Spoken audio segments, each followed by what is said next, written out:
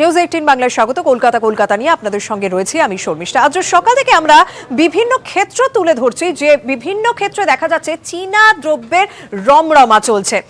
লাদাখে 20 ভারতীয় সেনা জওয়ানের মৃত্যুর পরই দেশ জুড়ে বেশ কিছু জায়গায় বিক্ষোভ দেখানো হচ্ছে। সেই বিভিন্ন ক্ষেত্রের ছবি যেমন তুলে ধরছে আমাদের দুই প্রতিনিধি থাকছেন আমাদের সঙ্গে। একদিকে রয়েছেন ইরন রায় বর্মন, অন্যদিকে রয়েছেন প্রতিনিধি আবির ঘোষাল। আমি তাদের কাছে যাব, অবশ্যই তারা কোন কোন ক্ষেত্রের দিক থেকে বিচার করবেন সেই বিষয়টাও তুলে ধরবো। তার পাশাপাশি এই মুহূর্তে যেদিকে নজর রাখার, ক্ষোভে ফুঁসছে দেশ। চীনা পণ্য বয়কটের ডাক দিয়ে বেশ কিছু জায়গায় বিক্ষোভ দেখানো হচ্ছে। চীনা পণ্য বয়কটের ডাক।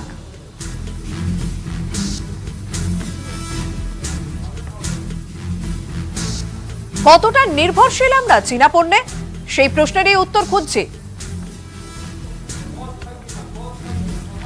করোনার বিরুদ্ধে যুদ্ধ চলছে, সেক্ষেত্রে প্রথমেই যদি আমরা করোনার দিক থেকেই আলোচনাটা শুরু করি। ইরন রয়েছেন আমাদের সঙ্গে। ইরন, করোনার যুদ্ধ চলছে যেখানে দেখা যাচ্ছে মাস্ক মাস্ট, স্যানিটাইজার মাস্ট এবং থার্মাল গান সেটিও মাস্ট। সেক্ষেত্রে বিক্রেতাদের সঙ্গে তোমাদের আজ সকাল থেকে কথা হয়েছে, নানান মানুষের সঙ্গে কথা হচ্ছে, তারা কি বলছেন এই মাস্ক বা করোনার ক্ষেত্রে যে সমস্ত জিনিসগুলো মাস্ট হয়ে গেছে আমাদের জীবনে এখন, সেগুলো কি চীনা পণ্যের রমরমা চলছে? দেখো, করোনা ঠেকাতে গেলে মাস্ক পরাটা বাধ্যতামূলক, এটা WHO নির্দেশ রয়েছে এবং সমস্ত দেশের সরকার, কেন্দ্রীয় সরকার, রাজ্য সরকার তারা কিন্তু ইতিমধ্যেই বলেছে। এই যে মাস্ক আমরা পরছি বা সাধারণ লোক পরছেন, সবগুলো কোথায় তৈরি, এই প্রশ্নটা খুঁজতে এখন আমরা গেছিলাম। তখন আমরা দেখেছি কিন্তু এরকম বহু মাস্ক রয়েছে যেগুলো কিন্তু চীনে তৈরি, অর্থাৎ চীনা প্রোডাক্ট, চীনা মাস্ক, যার দাম 60, 65, 70 টাকা। ভারতীয় মাস্কের তুলনায় দাম অনেক কম এবং এগুলো ডুপ্লিকেট। কোথায় ডুপ্লিকেট?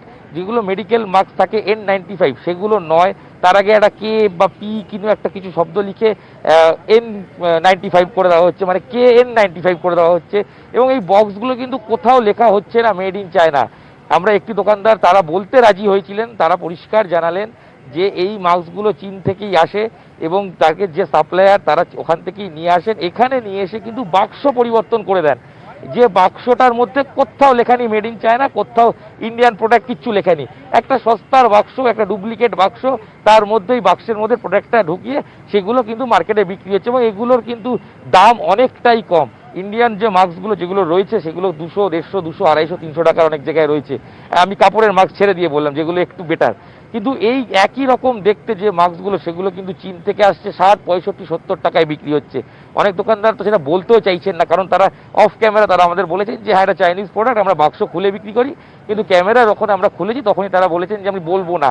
অর্থাৎ তাদের মধ্যেও কোথাও গিয়ে একটা ভাবনা রয়েছে যদি বিক্রি না হয়, কারণ তারা বলছিলেন যদি বিক্রি না হয় সেক্ষেত্রে সমস্যায় পড়বেন। তারা কিন্তু এখানে অনেক ইনভেস্ট করে ফেলেছেন। অর্থাৎ এই যে গুরুত্বপূর্ণ করোনা ঠেকাতে গেলে যে মাস্ক পরা বাধ্যতামূলক, এই মাস্কের কিন্তু একটা অংশ চীন থেকে এখনো আসছে এবং এগুলো একটাও কিন্তু মেডিকেল মাস্ক নয় তারা জানাচ্ছেন। এবং দামগুলো এতটাই কম, তাই সাধারণ মানুষ, আমরা পথ চলতি পুরুষ মানুষকে দেখছি যে এমনি মাস্ক পরে ঘুরছেন, যেগুলো মেডিকেল মাস্ক না, যেগুলো পরার কোনো বাধ্যতা হয়তো নেই। কিন্তু ডাক্তার যেটা বলবেন সেটা আলাদা বিষয়। তবে মাস্ক যারা পরছি তারাও কিন্তু যখন প্রতিবাদ করছি হয়তো চাইনিজ মাস্ক পরে করছি। অর্থাৎ সেই জায়গা থেকে মানে যেমন বিক্রি যারা করছেন তারা একটা আশঙ্কায় রয়েছেন, তারা যদি ক্যামেরার সামনে বলেন হয়তো তাদের বিক্রি কমে যাবে। এবং যারা ক্রেতা রয়েছেন তারাও কিন্তু বলছেন যে তারা চীনা মাস্ক দেখে কিনছেন না, সেই কারণেই হয়তো কোথাও স্থানীয় লেবেল লাগিয়ে সেই মাস্ক বিক্রি করা হচ্ছে।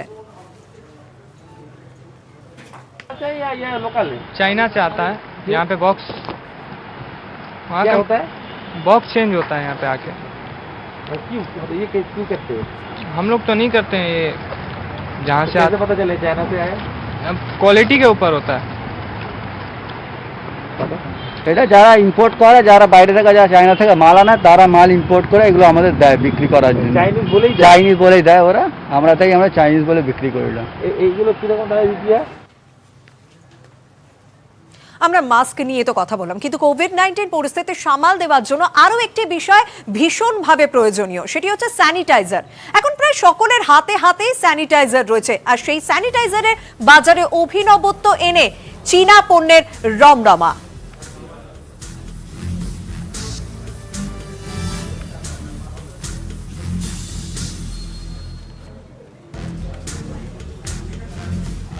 ওরা এটার উপরে পুরো মানে মাস্ক থেকে, গ্লাভস থেকে, স্যানিটাইজার থেকে ওরা পুরো জিনিসটা ইন্ডাস্ট্রি ক্রিয়েট করে নিয়েছে। এইবার ওখান থেকে এই মালগুলো আসছে। এবং আমাদের এখানে গেট আপ নেই, ওদের গেট আপ আছে। ওদের একটা আপনি ভাবুন খালি বাল্বকে, হ্যাঁ, ওরা একটা জিনিসে ফিনিশ করে দিচ্ছে। ইন্ডিয়া তো ভাবতেই পারছে না ওটা, আপনি ভাবতেই পারছেন না একটা সাধারণ পেনের এমনি সাধারণ পেন ওরা খালি ডাইসটা সেন্ড করে এখানে একটা প্যাচ লাগিয়ে স্যানিটাইজার করে দিচ্ছে। মানে ভেতরে রিফিল রয়েছে একদম সব কিছু আছে। আচ্ছা, যদি আজকে যা পরিস্থিতি হচ্ছে, যুদ্ধ পরিস্থিতি, এতে যদি কোনোভাবে চায়নার মালপত্র না আসে তাহলে মার্কেট বন্ধ হয়ে যাবে। কারণ যে কোনো পার্টস আমরা যে জিনিস ইউজ করছি সব কিছু পার্টস দিচ্ছে কিন্তু চায়না। পুরো সব জিনিস যে কোনো আপনার ক্যামেরাটাও ইউজ হচ্ছে ভেতরে দেখুন চায়নার পার্টস। মাইকটা আছে মাইকটাও চায়না। হয়তো আপনি বডিটা তৈরি করে নেবেন কিন্তু ভেতরের পার্টসটা চায়না। মাস্ক দেখলাম, স্যানিটাইজার দেখলাম এবং এই প্রত্যেকটি ক্ষেত্রেই যে চীনা পণ্যের রমরমা সেই ছবি ধরা পড়লো। থার্মাল গান বিভিন্ন শপিং মল বলুন, বিভিন্ন অফিস বলুন, প্রত্যেকটি জায়গাতেই থার্মাল গান ব্যবহার করা হচ্ছে। কারণ প্রথমে দেহের তাপমাত্রা মাপার পরে অফিসে বা শপিং মলে ঢুকতে দেওয়া হচ্ছে। এই থার্মাল গানেও চীনা সংস্থার রমরমা। আমাদের সঙ্গে সরাসরি রয়েছেন প্রতিনিধি সুশোভন ভট্টাচার্য। সুশোভন, ঠিক কি ছবি ধরা পড়লো আজ সকাল থেকে বিভিন্ন জায়গায় ঘুরলে? থার্মাল গানের ক্ষেত্রেও চীনা পণ্যের রমরমা, সেক্ষেত্রে আমরা কোভিড পরিস্থিতি সামাল দেওয়ার জন্য চীনা পণ্য মাস্ট।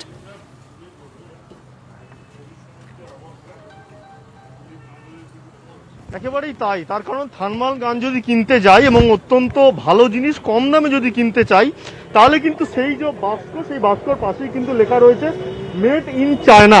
সুতরাং এটা কিন্তু একেবারে চীনা পণ্য, তা কিন্তু একেবারে স্পষ্ট। আমার সঙ্গে রয়েছেন এই দোকানে যিনি বিক্রি করেন। আপনাকে জিজ্ঞাসা করব, যদি ইন্ডিয়ান আমি খুঁজতে চাই তাহলে কি পাবো?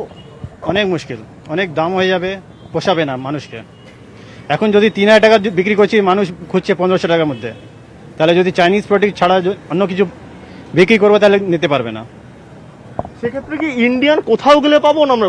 মানে পুরো যে থার্মাল গান সে সবগুলো কি চায়নার বলে মনে করি? সব ইম্পোর্ট হয় বাইরে থেকে, এখানে শুধু ম্যানুফ্যাকচারিং মার্কেটিং করা যায়, এখানে তৈরি হয় না। যদি ইন্ডিয়া পাওয়া যায় অনেক কস্টিং হয়ে যাবে। বুঝতে পারছো যে যদি ইন্ডিয়ান পাওয়া প্রথমে যাবে না, যদিও পাওয়া যায় তার দাম কিন্তু অত্যন্ত বেশি থাকবে। সুতরাং সেই সুযোগকে কাজে লাগিয়ে বাজারে কিন্তু থার্মাল গান যেগুলো চায়নার এবং দাম অত্যন্ত কম, এবং বলা যায় যে নিজেদের বিভিন্ন প্রোডাক্ট যেখানে কিন্তু দামের বিভিন্ন যে হেরফের তা কিন্তু রয়েছে। একদম সুশোভন, বোঝা গেল মানে আমরা মাস্ক দেখলাম, স্যানিটাইজার দেখলাম এবং তার পাশাপাশি থার্মাল গান। এ তো গেল করোনা পরিস্থিতি, কিন্তু প্রায় প্রত্যেক বছরই বাঁচতে গেলে বেশিরভাগ শতাংশ মানুষের ওষুধের প্রয়োজন হয়। সেই ওষুধের ক্ষেত্রেও যে ছবি ধরা পড়ছে, যা অত্যাবশ্যকীয় ওষুধ তার 80% কাঁচা মাল আসে চীন থেকে। চীন থেকে 58 ধরনের ওষুধের উপাদান আমদানি করে ভারত। ভারতে অ্যান্টিবায়োটিকের 90% চীন থেকে আসে। ভিটামিন, স্টেরয়েড, পেনকিলার, অ্যান্টিডায়াবেটিক, হরমোনের ওষুধ চীন থেকে আসে। ভারতে ওষুধ আমদানির বাজার প্রায় $400 কোটি। বছরে 28,000 কোটি টাকার ওষুধ ভারতে আসে চীন থেকে। বছরে 20,000 কোটি টাকার ওষুধ আমদানি হয় ভারতে। এমনকি 75% চিকিৎসা সরঞ্জামও আমদানি করে ভারত। আনে ওষুধগুলো বেশিরভাগই ছোট ছোট কোম্পানিগুলো আনে র মেটেরিয়ালটা। তার একটাই কারণ হচ্ছে সস্তা, এবং যে সস্তায় যে প্রাইসটা, সেই প্রাইসটা এখানে কোনো ম্যানুফ্যাকচার দিতে পারবে না সেই প্রাইসে, যার জন্য ওখান থেকে আনে। কিন্তু এই মুহূর্তে যদি বন্ধ হয় ডেফিনেটলি একটা চাপ অলরেডি আসবে। যে বর্তমানে যে ইন্ডাস্ট্রিগুলো আছে উত্তরাখণ্ডে, যে র মেটেরিয়ালের যে ফ্যাক্টরিগুলো আছে বা গুজরাটে যেগুলো আছে, সেখানে যদি সরকার ফান্ডিং না করে, প্রপার ফান্ডিং যদি না করতে পারে, তাহলে কিন্তু তাদের রিভাইভ করা মুশকিল। তাদের এই বাজারে মালটা দেওয়া বা এই রেটে দেওয়া তাদের পক্ষে কিন্তু খুব মুশকিল হয়ে দাঁড়াবে। ছোট ছোট ইন্ডাস্ট্রিগুলোকে কিভাবে বাঁচানো যায় সে সরকারকে দেখতে হবে। অর্থাৎ একটা বিষয় পরিষ্কার, মানুষকে বাঁচতে হলে চীনের উপর নির্ভর করতেই হচ্ছে। আরো একটা বিষয়, যদি আপনি বাড়ির বাইরে বেরোন তাহলে যানের উপর আপনাকে নির্ভর করতে হবে, গাড়ির উপর নির্ভর করতে হবে।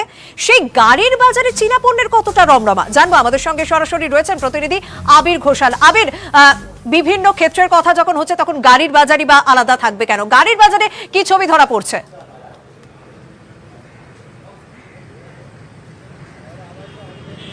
দেখো, লাইফস্টাইলের ক্ষেত্রে যে বিষয়গুলোকে নিয়ে আলোচনা করা হয় তার মধ্যে এখন হচ্ছে গাড়িও পড়ে, অর্থাৎ ব্যক্তিগতভাবে ব্যবহার করার গাড়িও পড়ে, রাস্তাতে পরিবহনের মাধ্যম হিসাবে যে বাস চলে বা অন্য গাড়ি চলে সেগুলোও পড়ে। যারা মোটর পার্টস বা যন্ত্রাংশের যারা ব্যবসা করেন বা যারা এইগুলোর সাথে যুক্ত তারা বলছে যে গাড়ির অন্দরসজ্জার ক্ষেত্রে পুরোপুরিভাবে রমরমা হচ্ছে একেবারে চীনা দ্রব্যের। ভেতরে আলো থেকে শুরু করে তার সিট কভার, তার ভেতরে সুগন্ধি, এমনকি সামনে যে শোপিস বসানো হয় তার যে আলো, তার সমস্ত কিছুতেই হচ্ছে এই ধরনের অর্থাৎ চীনা প্রোডাক্ট। এবং কোনো ভারতীয় সংস্থা নাম করে যে প্রোডাক্টগুলো আসলে বিক্রি করা হচ্ছে সেই প্রোডাক্টগুলোও আসলে চীন থেকে তৈরি হওয়া। ভারতবর্ষে আসার পর সেগুলো হচ্ছে তার একেবারে উপরে বাক্সটাকে বদল করে দেওয়া হয়, আসলে এটা চীনে তৈরি হয়ে আসে এবং খোলা মতো বিক্রি হয়। একই রকম ভাবে হচ্ছে পিস্টন থেকে শুরু করে গাড়ির টায়ার, তার হচ্ছে গিয়ার পার্টস, যা সমস্ত কিছু যন্ত্রাংশ রয়েছে এই সমস্ত জায়গাতেও হচ্ছে চীনা দ্রব্যের রমরমা এখনো পর্যন্ত রয়েছে। কলকাতা শহরে যে কতগুলো জায়গাতে সবচেয়ে বেশি গাড়ির যন্ত্রাংশগুলো থাকে, এক হচ্ছে ওয়েলিংটন, একদিকে হচ্ছে মল্লিক বাজার, এছাড়া বিভিন্ন জায়গাতেও যে সমস্ত দোকানগুলো রয়েছে আমরা বিভিন্ন জায়গাতে ঢু মেরেছি এবং প্রত্যেকটা জায়গাতে বিশেষ করে কলকাতা শহরের ক্ষেত্রে অত্যন্ত পুরনো দোকান হচ্ছে বম্বে মোটরসের মতো দোকান। তাদের যারা প্রতিনিধিরা রয়েছেন তারাও যেটা বলছেন যে কয়েক বছর আগে অর্থাৎ 10 থেকে 12 বছর আগে পর্যন্ত ইউরোপিয়ান সংস্থার বা কোনো কোনো ক্ষেত্রে ভারতীয় সংস্থারও এই ধরনের যন্ত্রাংশ ভীষণ রকমভাবে ব্যবহার করা হতো। তো যখন চীনা প্রোডাক্ট বা চীনা বস্তু যখন বাজারে আসতে শুরু করে তারা এতটাই কম দামে জিনিসগুলোকে বেচতে শুরু করে, ফলে স্বাভাবিকভাবে ব্যবসায়ীদের কাছে এবং অবশ্যই ক্রেতাদের কাছে সেটাই নজরে আসছে। ফলে এই চীনা জিনিস ব্যবহার করাটা কার্যত বাধ্যতামূলক হয়ে গেছে। ফলে বিভিন্ন যে দোকানগুলোকে দেখতে পাওয়া গেছে সেখানে যা জিনিস সাজানো তার সবকিছুতেই মেড ইন চায়না। তবে কতকগুলো জায়গাতে লক্ষ্য করতে পারা গেছে যে আবারও ভারতীয় সংস্থা লড়াই করার চেষ্টা করছে, কিন্তু দামের ক্ষেত্রে তারা এতটাই চীনা সংস্থার সঙ্গে লড়াইয়ে পিছিয়ে পড়ছে যে কার্যত বাধ্য হয়ে প্রত্যেকেই চীনা প্রোডাক্ট নিতে হচ্ছে। এবং পরিবহনের ক্ষেত্রে, গাড়ির মোটর পার্টসের ক্ষেত্রে এখনো পর্যন্ত তাই অন্তত কলকাতার ক্ষেত্রে হিসেবে দেখা গেছে যে 85 থেকে 90% বাজার চীনা বস্তুই দখল করে রেখেছে। ধন্যবাদ আবির। 95% of the product are Chinese, which are being imported by Indian companies, and they are branding here. Without China, the price is not in competition as of today. মানে চায়না থেকে যদি আসার বন্ধ হয়ে যায় তাহলে we cannot compete. আমরা যদি ছেড়ে দিই তাহলে it will crack the spine of Chinese people. Trust me. আমার যতদূর লংজিভিটি কিনা আমি জানি না, মোটামুটি চাইনিজ প্রোডাক্টের দামটা কম এবং মার্কেটে অনেক জায়গায় হয়তো পাওয়া যায়, কিন্তু আমি রাখি না। শ্রীরাম পিস্টন ভারতীয় সংস্থা, ইউনিপ্যাচ রাবার লিমিটেড ভারতীয় সংস্থা, ডলফিন কোম্পানি পাঞ্জাবের ভারতীয় সংস্থা বা লুধিয়ানার ভারতীয় সংস্থা, এবং এদের মাল মোটামুটি বাজারে খুব ভালো ভালো কোয়ালিটির মাল এরা। আর এই নিয়ে রাত 8টায় আমাদের বিশেষ অনুষ্ঠান বিনা চীন অচল দিন। তবে সময় হয়েছে এখন একটা বিরতির। চোখ রাখবো এই মুহূর্তের একটি খবরের দিকে। লাদাখে চীনা সেনার হামলার পর মুখোমুখি হচ্ছে প্রথমবার ভারত ও চীন। ঠিক কোথায় জানবো, আমাদের সঙ্গে রয়েছেন প্রতিনিধি কৃষাণু বন্দ্যোপাধ্যায়। কৃষাণু, কি খবর রয়েছে? রাশিয়ায় আগামী 23 তারিখ হচ্ছে রাশিয়া, ইন্ডিয়া, চায়না বিদেশমন্ত্রী পর্যায়ের বৈঠক হওয়ার কথা ছিল এবং এই বৈঠকের উপরে গালওয়ান সংঘর্ষের পরবর্তীকালে কিন্তু এই বৈঠকের উপরে একটা প্রশ্ন ঝুলেছিল, কারণ ভারতের এই বৈঠকে যাবে কিনা, যেহেতু চীনের বিদেশমন্ত্রীরও এই বৈঠকে যোগ দেওয়ার কথা। সেই প্রসঙ্গেই কিন্তু ভারতের তরফ থেকে একটা জটিলতা দেখা দেয়, কারণ হচ্ছে যে বিদেশমন্ত্রী যাবেন কিনা, এস জয়শঙ্কর এখানে যাবেন কিনা তা নিয়ে একটা প্রশ্ন ছিল। কিন্তু আজকে অনুরাগ শ্রীবাস্তব, যিনি বিদেশ মন্ত্রকের মুখপাত্র, তিনি স্পষ্ট করে দিয়েছেন যে ভারত 23 তারিখের বৈঠকে যোগ দেবে। অর্থাৎ লাদাখ আবহে এই প্রথমবার মুখোমুখি হচ্ছেন ভারত এবং চীনের বিদেশমন্ত্রী। যদিও তাদের মধ্যে আলাদা কোনো কথা হবে কিনা তা নেই, কেননা এজেন্ডায় কিন্তু লাদাখ নেই। কোভিড পরবর্তী পরিস্থিতি এবং বিশ্বজুড়ে সন্ত্রাসের এই বিষয়গুলি আলোচ্য সূচিতে রয়েছে, কিন্তু এরপরও তাদের মধ্যে আলাদা করে কোনো কথা হবে কিনা তা কিন্তু স্পষ্ট করেনি। কিন্তু এই মুহূর্তে সব থেকে বড় খবর হচ্ছে তারা মুখোমুখি হচ্ছেন এবং রাশিয়ায় মুখোমুখি হচ্ছেন ভারত এবং চীনের বিদেশমন্ত্রী। শর্মিষ্ঠা। কৃষাণু, তুমি আমাদের সঙ্গে থাকো।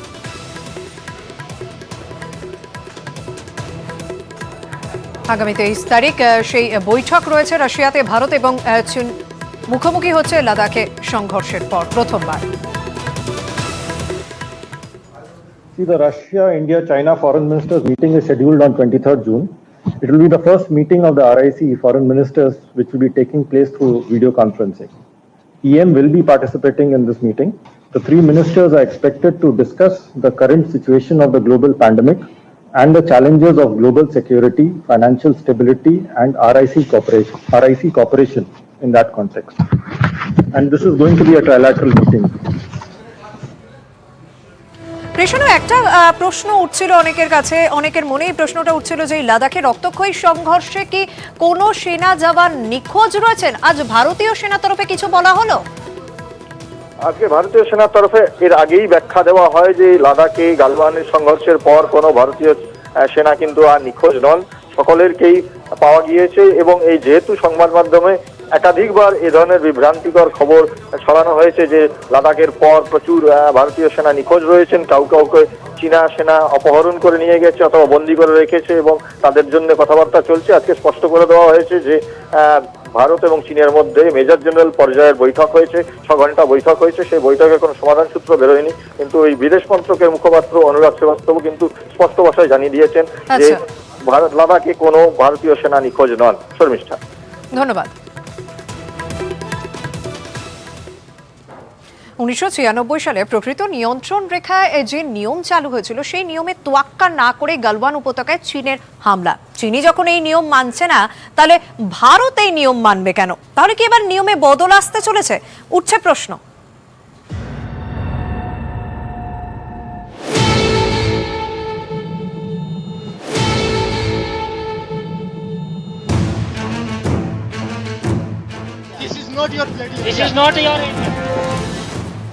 প্রকৃত নিয়ন্ত্রণ রেখা বরাবর প্রায় পারদ চড়ে, চোখে চোখ রেখে মুখোমুখি দাঁড়িয়ে পড়ে ভারত চীন সেনা। তৈরি হয় সংঘাতের আবহ, হয় হাতাহাতিও। কিন্তু এবার সমস্ত সীমা ছাড়িয়ে গিয়েছে চীন। নিয়ম ভেঙেই তারা ভারতীয় জওয়ানদের ওপর হামলা চালালো। 1996 সালের রুল অফ এনগেজমেন্ট অনুযায়ী প্রকৃত নিয়ন্ত্রণ রেখার 2 কিলোমিটারের মধ্যে আগ্নেয়াস্ত্র ছাড়াই ভারত ও চীনের সেনাকে মুখোমুখি হতে হবে। কোনো পক্ষই গুলি চালাতে পারবে না, বিস্ফোরণও ঘটাতে পারবে না। ভারত বরাবরই এই নিয়ম মেনে চলেছে, কিন্তু চীন মানল না। আগ্নেয়াস্ত্রের বদলে লাদাখের গালওয়ান উপত্যকায় তারা ব্যবহার করল মারণাস্ত্র, কাঁটা লাগানো লোহার রড। এই প্রাণঘাতী অস্ত্র দিয়েই সোমবার গালওয়ানে প্ররোচনা ছাড়াই হামলা চালায় চীন। ধাক্কাধাক্কি ঘুষোঘুষি আগেও হয়েছে, কিন্তু এইবার চীনের যে আমরা নৌকার দাঁত বেরিয়ে আসছে দেখতে পাচ্ছি যে চীন কিন্তু ওই লাঠির ডগায় লোহার নাল লাগিয়ে মারবার জন্য এসেছিল যে আমরা গুলি চালাবো না, কিন্তু মানুষকে মারবো। এবং আমি যেটুকুনি জানতে পেরেছি, মানুষের মাথায় আঘাত করা হয়েছে, চোখে আঘাত করা হয়েছে, তাতে মানুষের মৃত্যু ঘটেছে। 1996 সালের নিয়ম মেনে ভারতীয় সেনা কিন্তু আগ্নেয়াস্ত্র ছাড়াই চীনা সেনার মুখোমুখি হয়। কিন্তু এবার চীন নিয়মের তোয়াক্কা করেনি। লাল ফৌজ আগ্নেয়াস্ত্র ব্যবহার করেনি, গুলি চালায়নি, কিন্তু ভারতীয় জওয়ানদের বিরুদ্ধে এমন অস্ত্র ব্যবহার করল যার জেরে 20 জনকে শহীদ হতে হলো। তাহলে এই নিয়মের অর্থ কি? যে নিয়ম চীন মানে না, তা ভারতই বা মানবে কেন? নিয়ম মেনে কি এভাবে প্রাণ দিতে হবে? সূত্রের খবর, সেনাবাহিনীর মধ্যেই এই প্রশ্ন উঠছে। অনেকেরই দাবি 1996 সালের নিয়ম এবার বদলানো হোক, যাতে প্রকৃত নিয়ন্ত্রণ রেখায় ভারতীয় সেনাও অস্ত্র হাতে চীনা সেনার মুখোমুখি হতে পারে। নিউজ 18 বাংলা।